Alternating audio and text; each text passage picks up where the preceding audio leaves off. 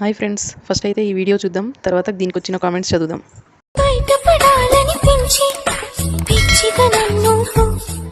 Start చేద్దాం. నిజంగా అక్క బయటపడాలని ఉంది ఇన్స్టా నుండి.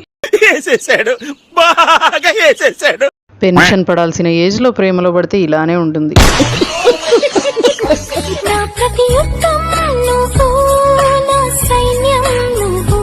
మీకెవరి మీదైనా కోపం ఉంటే వాళ్ళకి షేర్ చేయండి.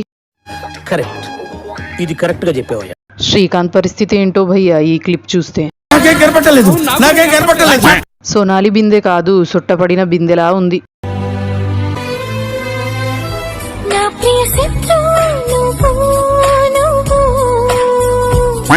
ఎవర్రా ఆ ప్రియమైన శత్రువు మా అక్కకి?